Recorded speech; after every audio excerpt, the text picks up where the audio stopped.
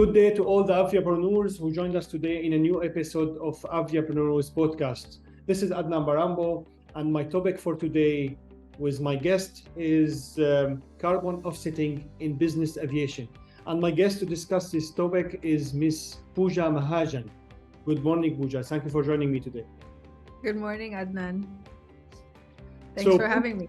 Thank you very much.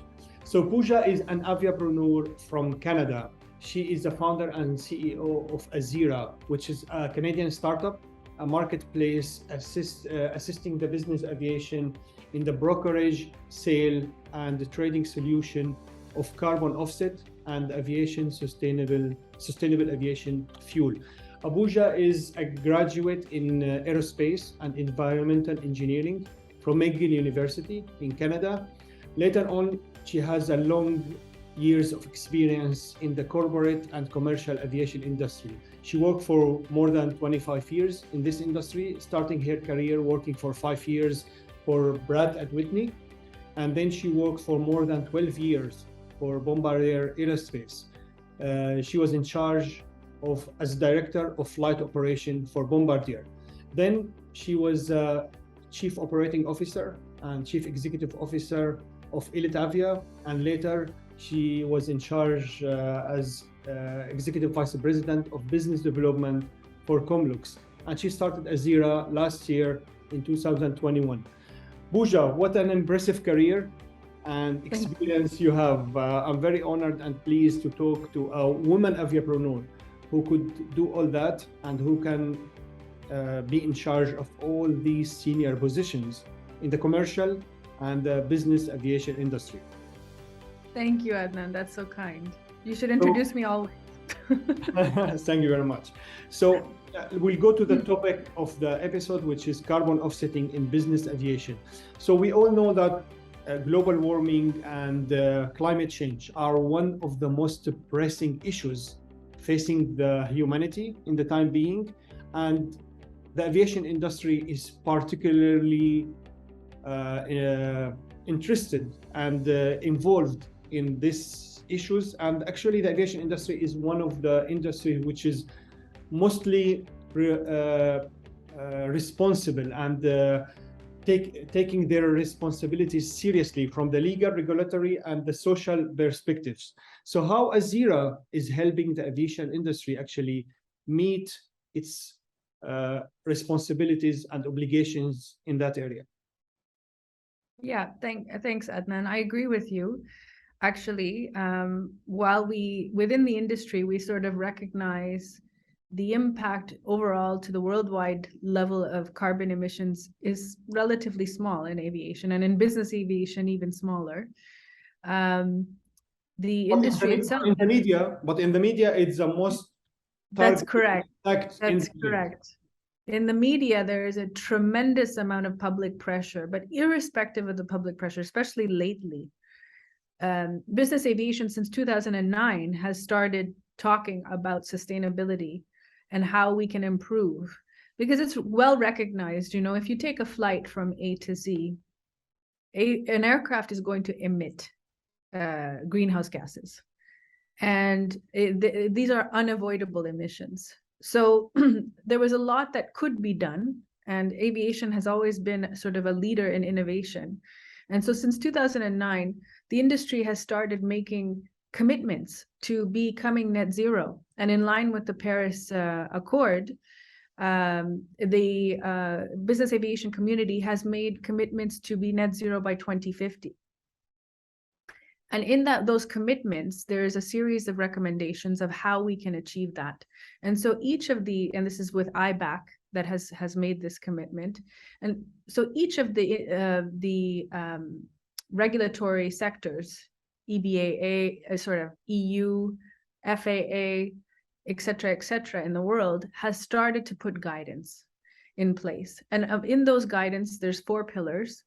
The first one being fleet modernization, so modernization of aircraft, which the OEMs are actively, constantly pursuing, improved aerodynamics, improved fuel efficiency, looking at electric engines, hydrogen-powered engines. All of this stuff is active. eVTOLs, unmanned air vehicles, drones, all of this activity is in the pursuit of lowering carbon emissions in the atmosphere through aviation. The next pillar is then optimization of the operation. How do you minimize crew positioning? How do you minimize the emissions created by the operation of flying itself? All of the activities in maintenance, in supporting the actual flights. How do you optimize that? And this is something that operators do on a day-to-day basis, because for them, optimizing costs is the number one thing. So by reducing positioning, reducing maintenance costs, you're reducing emissions and you're reducing costs. So it's a win-win for operators. The third pillar is sustainable aviation fuel, and everybody talks about it, everybody understands it. And sustainable aviation fuel is seen as the big get when it comes to reducing the emissions, decarbonizing aviation. If you use sustainable aviation fuel in an ideal world, you're massively reducing the amount of emissions generated in a flight. The unfortunate issue, and the issue today, is that today, as it stands in the current context, sustainable aviation fuel is not readily available. And it's not easily available in most regions of the world. And therefore, it's difficult to use. It's not part of a sustainability strategy in today's world. And we're talking about years from now with the evolution of methodologies of generating SAF, so that it can be high volume and available everywhere without creating emissions to actually position the fuel in different locations. We have a way to go, but work is being done on this. And then the fourth pillar, which is the pillar of concern, is carbon offsets and carbon credits.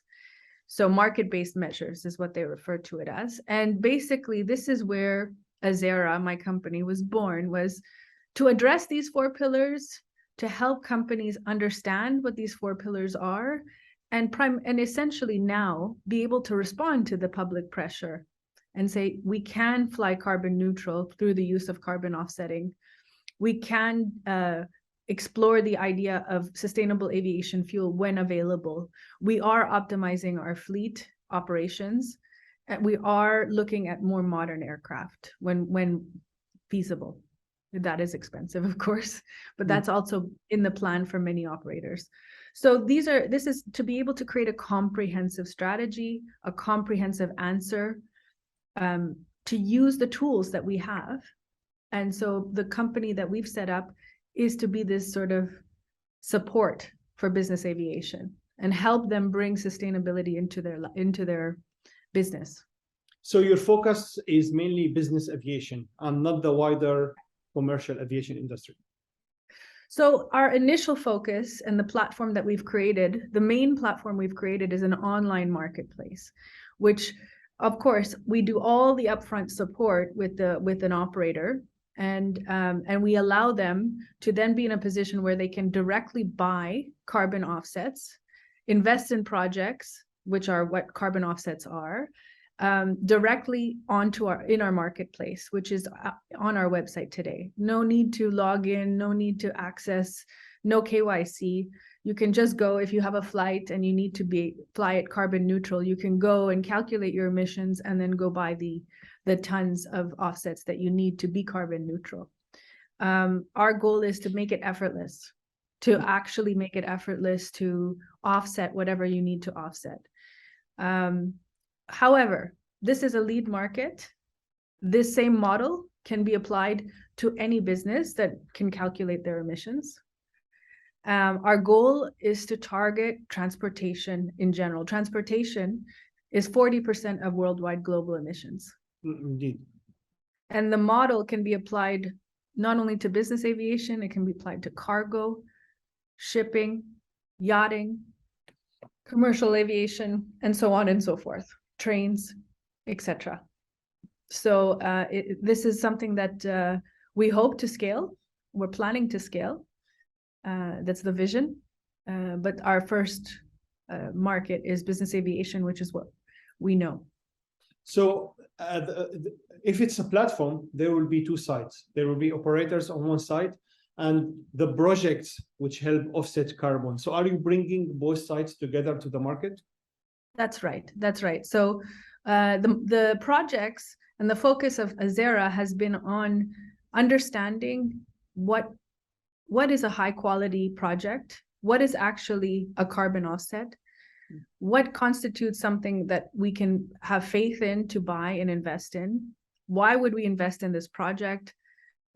So we have environmental engineers on staff that are just doing this research, to understand what are the best high quality carbon offsets. We rate each project we assess. We only put onto the marketplace projects that we actually invest in.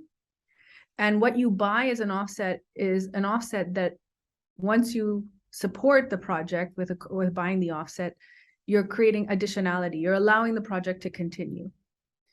And we really believe in this aspect. And we want to make sure that what we're promoting in terms of carbon offsets are projects that exist, that will exist in the future, that are creating an impact, that are removing or avoiding the emissions of greenhouse gases from the atmosphere.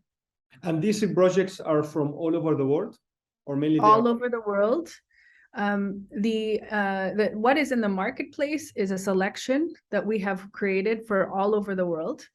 What we focus on is our market. So we are also doing offline brokerage for customers.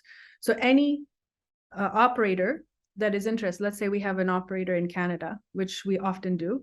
We have quite a few in Canada, and they are interested specifically in Canadian projects. So then we will go and pursue finding high quality, we'll source high quality Canadian offset projects and bring them to them. So they're not online. We may choose to put them into our marketplace afterwards. We will assess them, we will score them, we will tell them our recommendation, and we will give them a market price.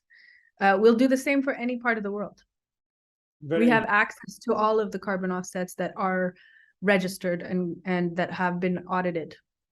This is a very unique and very interesting initiative. How do you see the market reaction to it? Are the operators actually responding in a positive way? Absolutely. I haven't had a negative response yet. I think there's a bit of hesitation because carbon offsets have received some negative press because of greenwashing, companies using carbon offsets as a way of not looking at or investigating the opportunity to reduce their offsets. I think in aviation, we are in a unique position. As I said, there's not many options to decarbonize and reduce emissions. So we need to do something. And I think the important thing, and this is where we focused, is on the quality of the projects you invest in. And being able to promote that you've invested in such a project and why are the benefits of this, what are the benefits? For example, we try to focus on community benefits, co-benefits, not just the carbon reduction, but also other things that this project has created. So it's important, and I think even the businesses can wrap themselves around it as part of their branding, as part of their promotion. It's employee engagement as well. So we have had only positive response, to answer your question, and momentum has started. As public pressure increases, more and more companies are coming to us. Mm-hmm. So you mentioned you gave us an introduction about the measures that can be taken to combat global warming and fight climate change. And you mentioned in the fourth pillar that the market-based measures, which is where Azzera is adding value. But at the same time, in this pillar, you are assisting the governments meet the targets of their policies. So do you see any support from the government for startups like yours and initiative which is helping the government achieve their targets? Are they supportive? Well, that's a good question. I think we have to go find the support. I think in general, in theory, all governments are supportive of startups that are helping with ESG or environmental sustainability and governance. We haven't gone yet to seek government support, but actually we may do that in the future. There is quite a lot out there. Governments are interested more in compliance markets. We are also supporting compliance markets like EU ETS.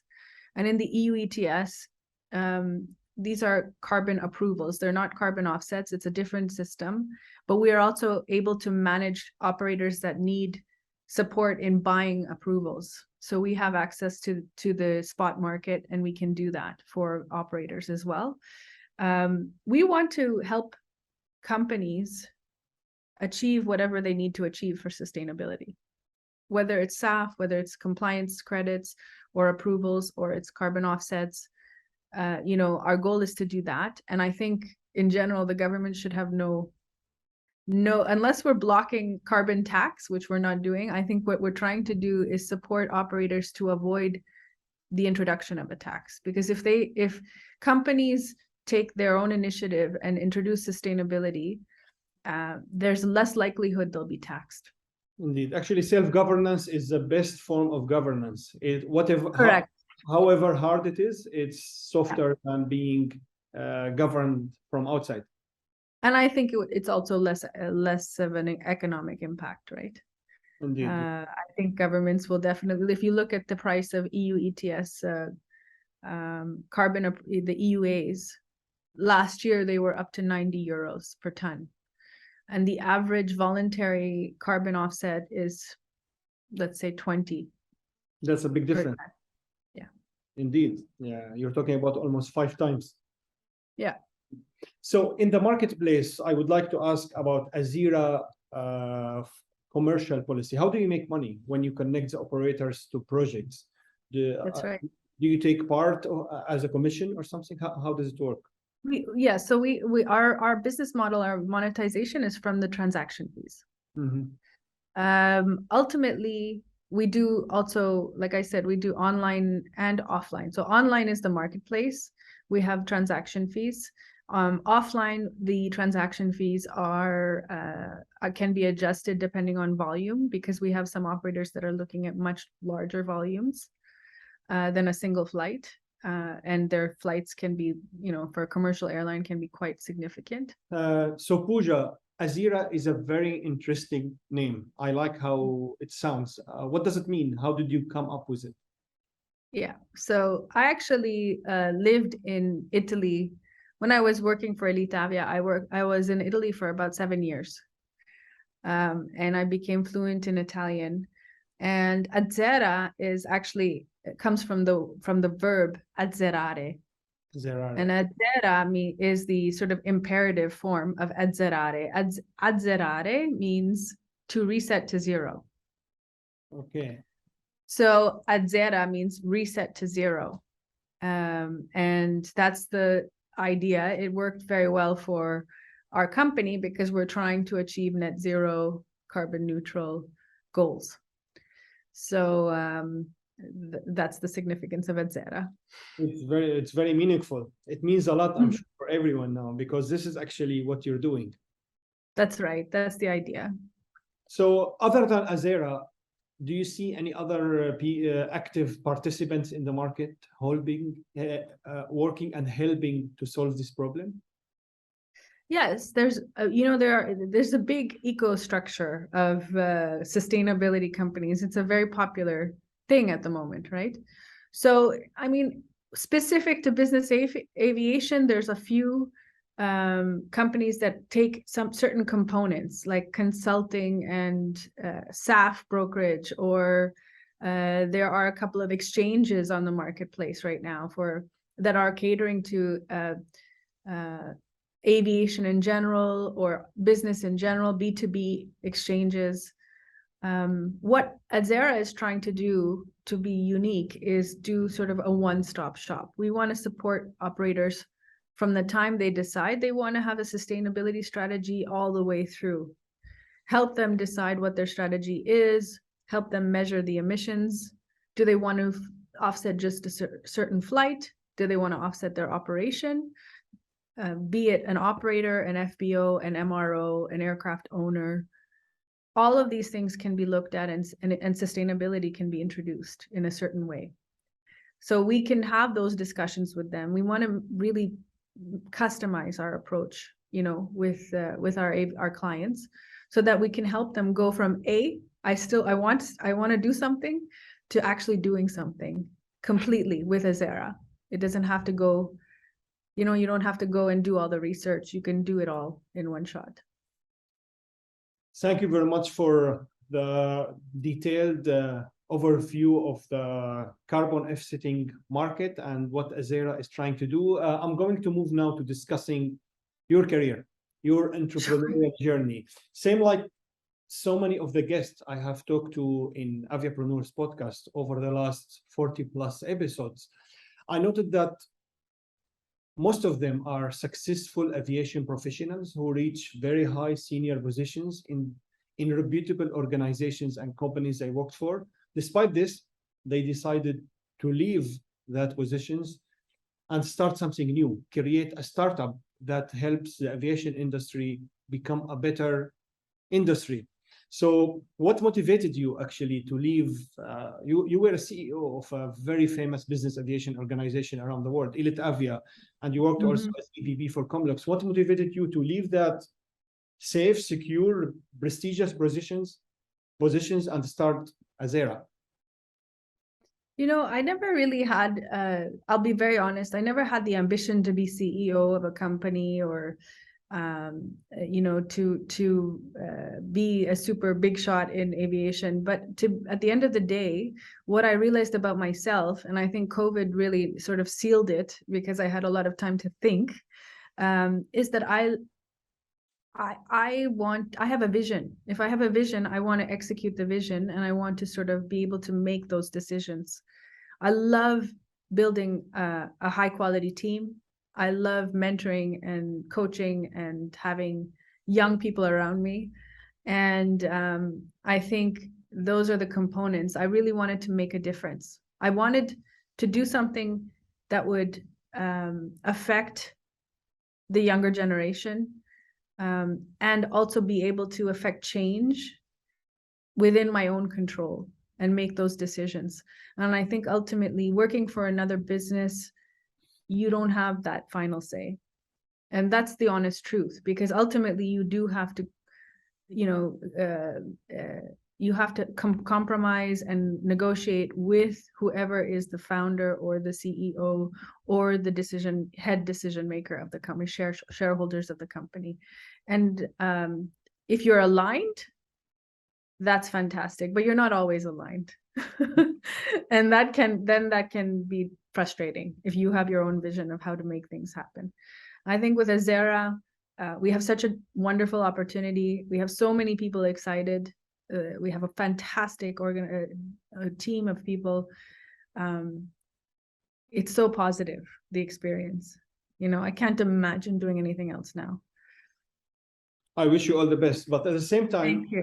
Yes, working for big organizations has challenges and has difficulties. But at the same time, yes, you have more freedom in startup, but you have more difficulties. And in working for other companies, you have a position, you have to do that position. Now you are a founder of a startup, you have to do everything. So how did you cope with this changing nature of your job requirements?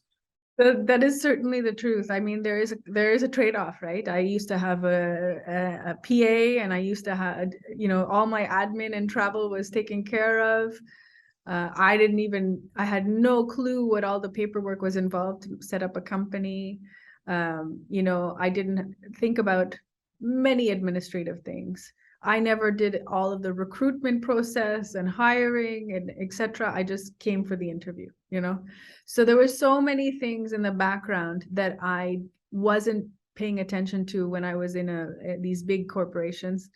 And also, of course, the securities, the benefits, etc., which now I am setting up for my employees, and I am taking care of all of the admin. So there is a tremendous amount of work, and I'm not going to lie and say I do it with pleasure. I don't always do it with pleasure, but it is part of the game, and it is, I do it, let's say, with contentment that this is we're building something, and I believe in it. So we take the good with the bad.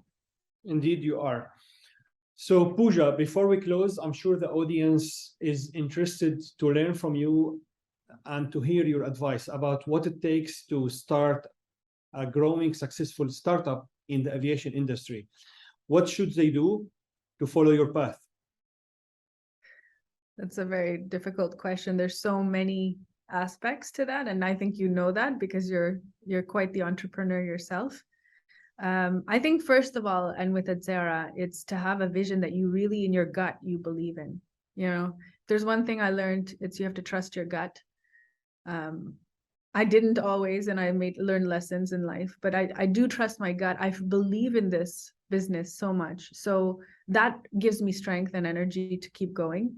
Building I think the number one thing aside from that is building a great team. You cannot do it alone. And if you have the capability to build a team and have people around you that believe in what you're doing, you can be really powerful and you can accomplish a lot. I think having the right backers, having the right partners. I have a tremendous partner in Nick Hausman, who's the co-founder of Azzera. He is a mentor, a coach, and a wonderful partner to discuss and to look forward. He's visionary. And so it's all upside for us. We're really, really positive. Always stay positive. Even with the obstacles, there's always a way. Amazing. So having a vision, believing in your gut, having a great team, having a great supportive partner, and staying positive. What a great advice. Thank you so much, Puja. Thank you. Thank you, Adnan. I appreciate your time. I appreciate your interest and all the experience you shared with us. And I wish you all the best. Same to you, Adnan. Thank you again. Thank you to all the aviapreneurs who joined us today. You can follow Puja Mahajan on LinkedIn. And we all look forward to seeing the progress of Azzera. And I look forward to seeing you again next week with a new aviapreneur and a new episode of Aviapreneurs podcast. Have a great day.